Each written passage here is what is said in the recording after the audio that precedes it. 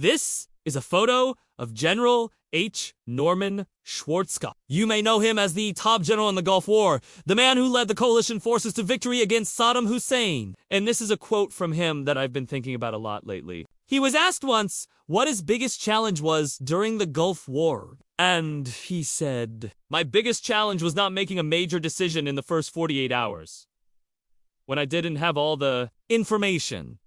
He goes on to say, "I had to learn very quickly how to make decisions with incomplete information. And it was frustrating.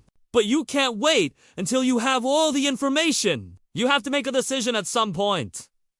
This quote has been really sticking with me because we're reliving in a very chaotic time right now. And as a leader, one of the hardest things is to make good decisions in the face of chaos. A lot of us are used to having all the information or most of the information. We like to think that we can predict what's going to happen in the future based on what we know today. But sometimes you just don't have all the information. And that's what Schwarzkopf was dealing with. He didn't have all the information, but he had to make a decision.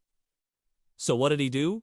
What did he rely on? Well, experience, knowledge, intuition, gut feelings, past performance. These are all things that you can't always put your finger on, but they're very valuable in moments like these. As a business leader, as a CEO, one of the things that I've learned over the years is that you have to be comfortable making decisions when you do una dev, all the information. In fact, I would argue that that's the most valuable skill, to be able to make decisions when you don't have all the information. And the way that you get good at that is by getting comfortable with some discomfort. You have to be willing to say, "I don't know exactly what's going to happen, but here's what I think we should do," and let ESCO do it, and then we LL adjust as we go. Because when you're in a chaotic environment, you have to be able to move fast. You have to be able to make decisions quickly. And if you're constantly waiting until you have all the information, you're going to be too late.